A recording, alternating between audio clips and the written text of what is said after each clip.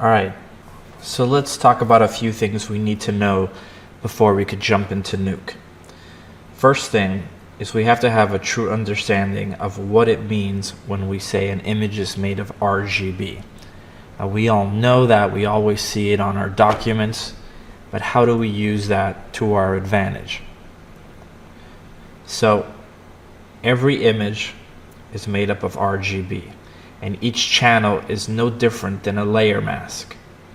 Whatever is black is removed, whatever is white is visible. However, every single one of those layers is only red, only green, and only blue. So when you look at your channels, all you're seeing are 3 colors with layer masks. Let me show you a better demo here. Let's create a new layer and make sure it's 100% red. And we know that by it being 255 and green and blue being 0. We'll create a layer mask right next to it, and we'll paste whatever we had in our red channel into that layer mask. Then we'll create a green solid layer.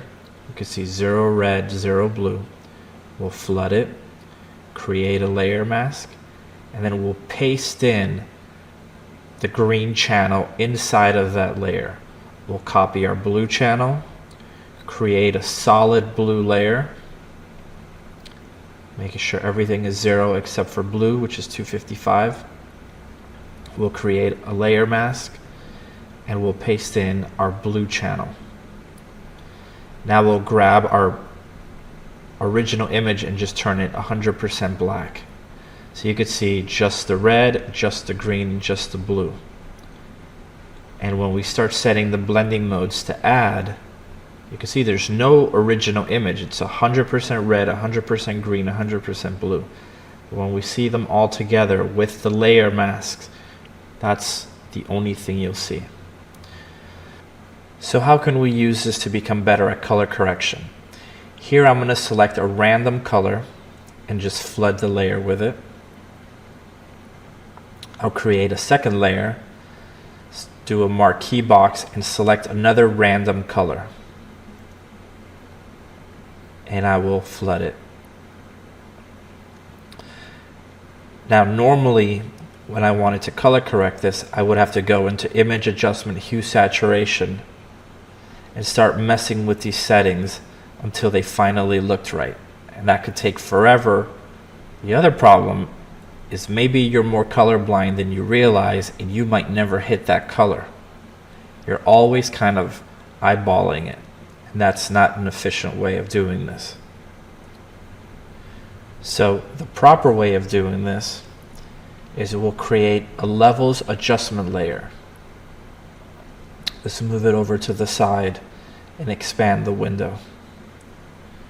We're only going to use these bottommost sliders, but we only want it to affect that mustardy layer.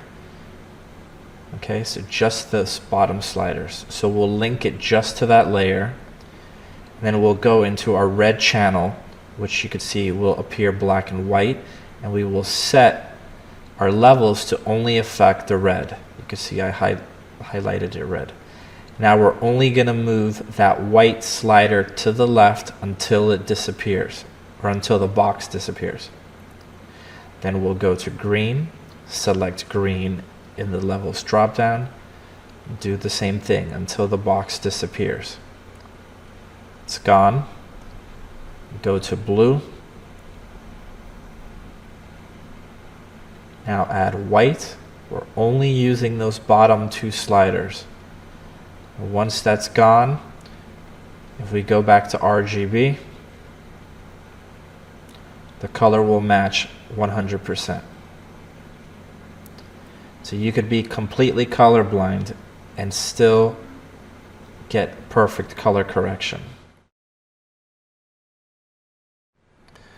Alright, so let's grab everything and put it together. So if we look at this, we have our diver, we have a background, Let's just remove the fog and just look at this. You can see it looks pretty terrible.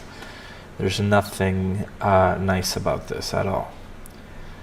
But I wanted to show how we could grab these two elements and make something really nice inside of Nuke. Make this feel photographic. We'll start shuffling out our passes like we did on the sphere demo.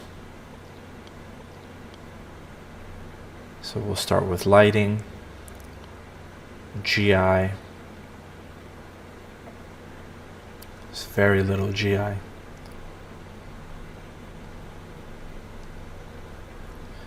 You can see specular is almost non-existent.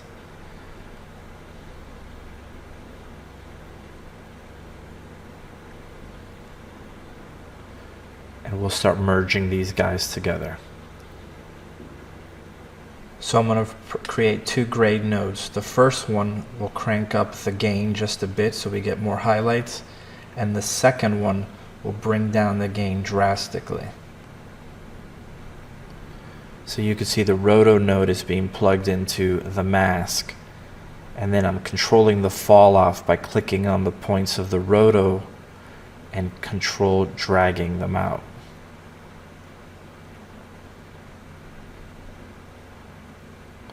So you see we're darkening that again. And this one, we'll change it up a little bit. We'll make it darker from the top. And this will make more sense in a bit. We'll just give it a little bit of a shape.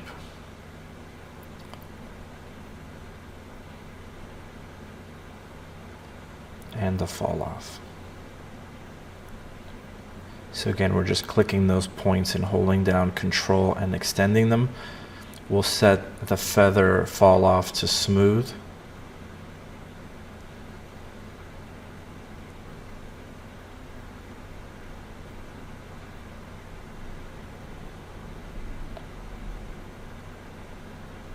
Okay, so you can see if I turn that on and off, it looks extremely dark, but it'll all come together. Next thing is I'm going to add a glow node. And you can see when I do that, it's almost like it's blurring the image and then screening it or adding it back on top. So I'm going to go in there and I'm going to increase the size, which is almost like increasing the blur amount. Okay? And you can see the difference that it does. It really only blurs the brightest areas. But I'm going to turn on effect only so that I have to manually merge it back onto my chain. To just give me a little bit more control, I could just use the mix slider.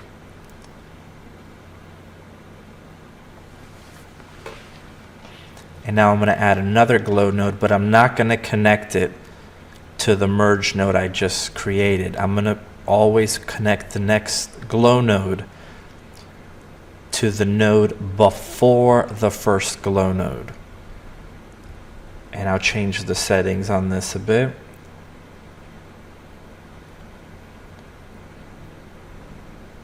And what I'm trying to do with this, it'll make a little bit more sense in a bit, but just creating a murkiness. And this is a technique that I started developing during the Ningyo.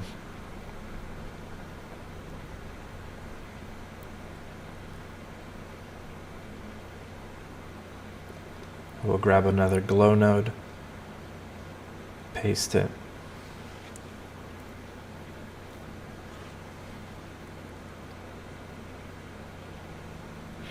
Increase the size.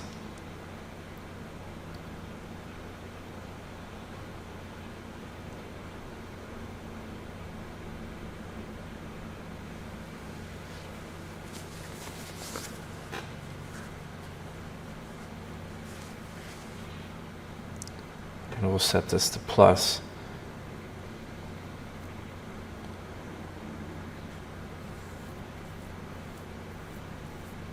So you can see how that's starting to look.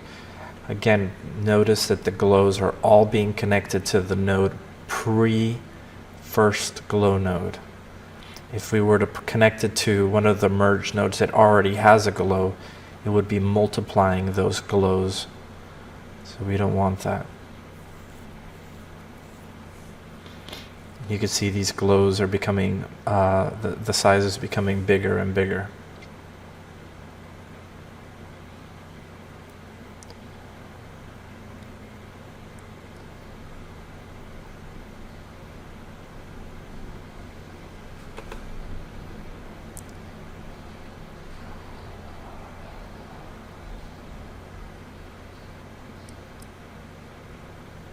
So let's do a copy of our original image, and I'm going to shuffle out the atmosphere pass.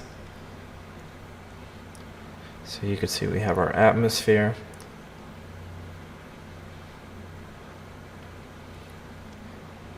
And we'll just merge that back onto the background. Okay, so look what happens when I turn off the glows. It feels like it's in a room full of fog. It doesn't feel murky. So these glow nodes make a huge difference to that underwater feel. You do have to still use the fog, but this gives it another layer of realism, I feel. Okay, and I'm just going to organize my my mini glow nodes. And let's bring these guys back in.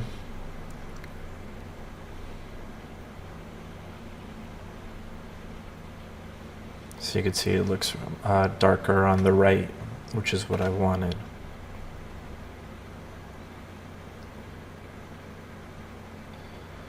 So I'm going to create a constant, and I'm going to make it pretty big.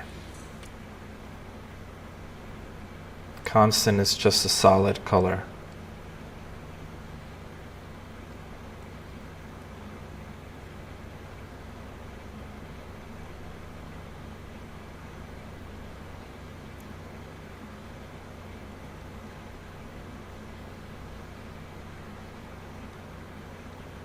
And I'll create a radial node, and I'll squash it horizontally and place it all the way on the left.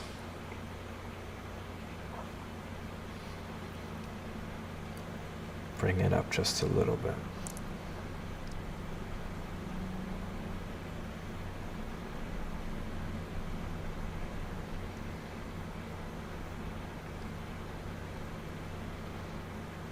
We'll go to filter, volume raise, and you can see that there's the vol pos. That's essentially your light source, and it's going to use the luminance values to create this volumetric effect. So we're going to position this.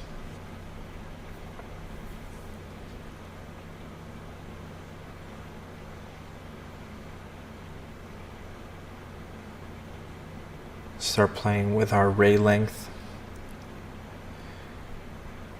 As you can see, that stretches out.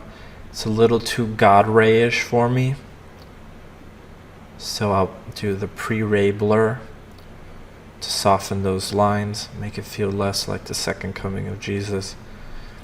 And then I'll go in and play with the volume gamma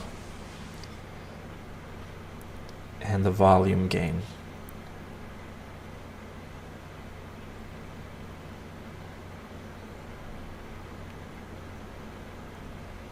Okay. So grab a merge node, merge that onto that. So you could see there's a reason why I made that constant larger than the background image. I'm now going to grab a transform node and position it slightly off screen. So it feels like this light is coming right off the side.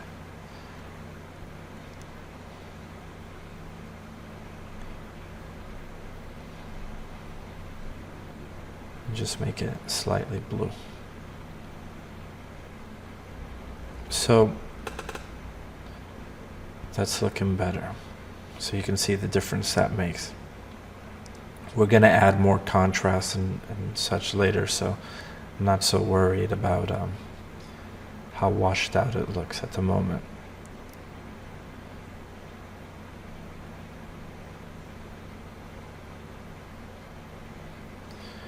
So just brought in this particle sequence that I created maybe 5 years ago. Before I show you what I'm going to do with it though, if you look at this, the marching ants around my image, the reason why that's happening is because my bounding box has not been set. So you can see how there it says 3072 by 1729. You have to always set your bounding box to, in this case it would be to B, what is in the B input, so that it's only processing the 2496 by 1249. There you can see that's all gone, and it'll speed up your render drastically. So you can see we have the particles here,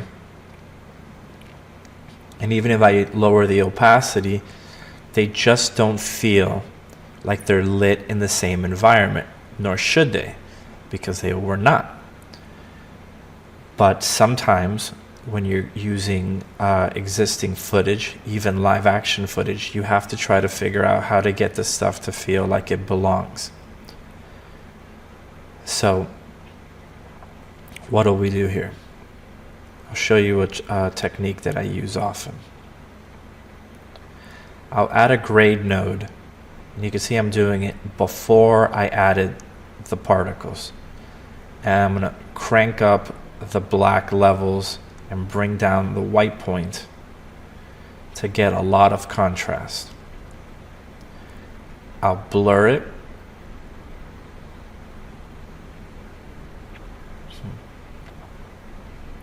Maybe even higher than 100. And even though the colors look all wonky on it, don't look at the colors, just look at the brightness values, and you're going to see I'm going to plug in the mask input on the particles and set it to RGBA red. So now you can see the particles are only appearing in areas where it's extremely bright, and the opacity will fade away as it goes to screen right, making it feel like they're being lit by the same light source. The closer they get to the light source, the brighter the particles are. We'll bring the scale down slightly so that the particles appear a little bit smaller, maybe a little bit higher.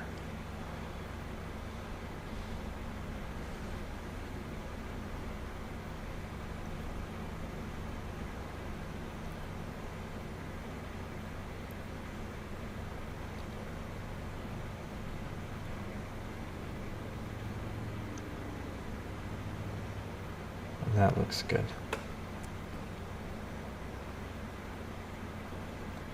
So let's add a mirror. So we'll grab those exact same particles and just mirror them over. You could select vertical or horizontal.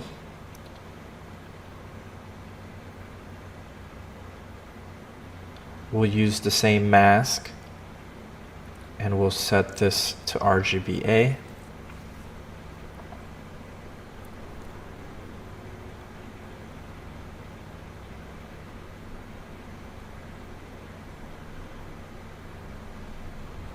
So we'll set one to vertical flip.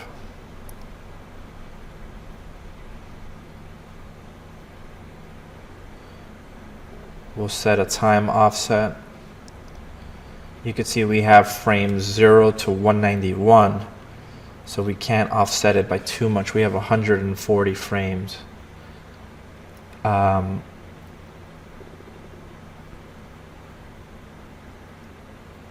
original timeline starts at 350. So let's actually go in And it's set to 350 on everything, so we should probably just set our entire project to start at 350. I think it's actually 360.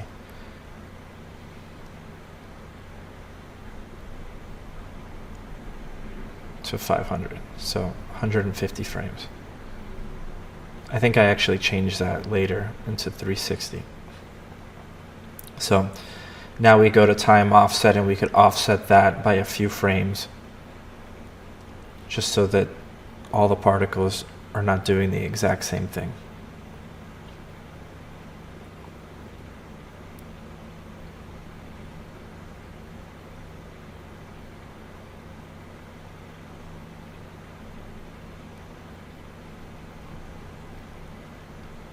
Let's merge that back on.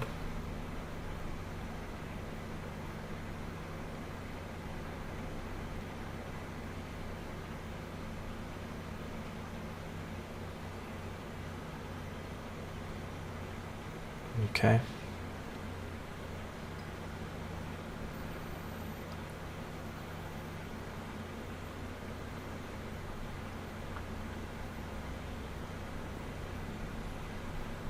And we'll add one more merge.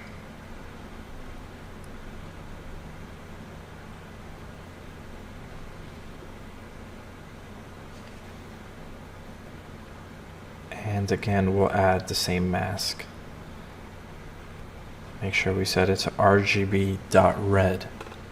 Super important. By you setting it to RGB.red, it's gonna use the luminance values as opposed to the alpha channel.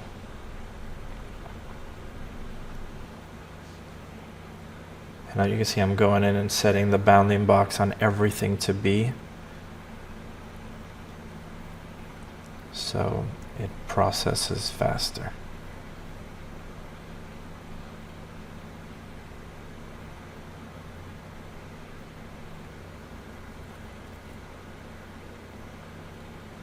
And we'll do one more.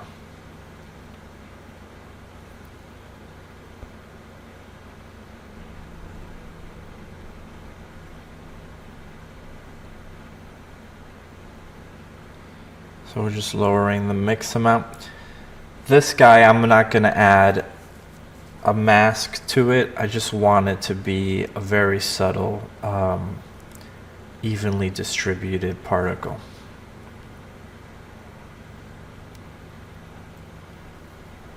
We'll just place it off to the side.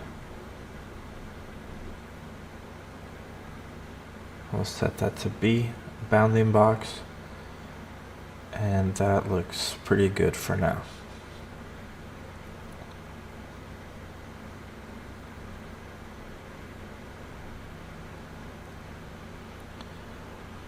So here I'm bringing in some particles that were rendered out. These were done in Houdini.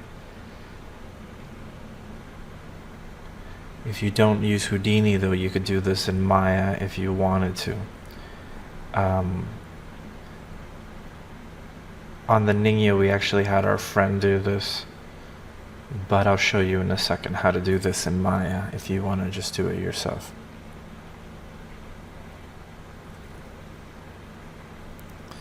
So I'll just add a soften node. I add soften nodes often.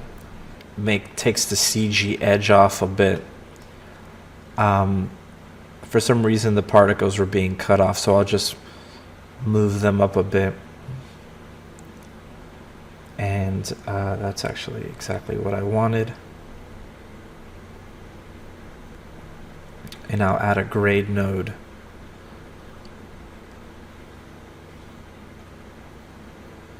And set it to RGB alpha and just sample. So the gain is basically what you want to turn your white into. So I'll just sample one of the brightest points on the left just to make the bubbles have a little more blue in the white. So it's not a pure white anymore. You can see that already feels much better. So here we have another set of bigger bubbles.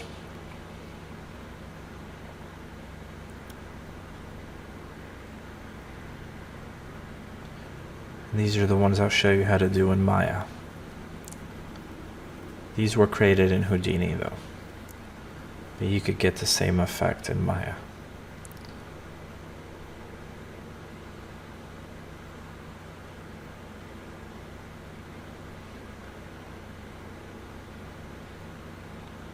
So I'm just going to shuffle out a few things here. For the A, we'll do a refraction, and for B, we'll do specular. I'll add a grade node to the specular and just bring up the multiply a bit so it'll have more highlights. And I can bring down the mix if I wanted to.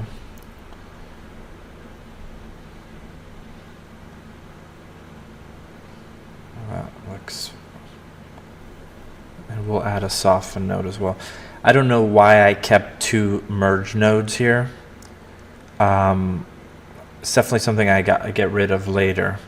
So you could see the merge node is going directly from the bubbles, and then there's another one going in after the glow node. I did not need both of those. But yeah, I will get rid of the first one later down the line. So if you're wondering why that's there, it's just a mistake on my part. We'll get rid of that later.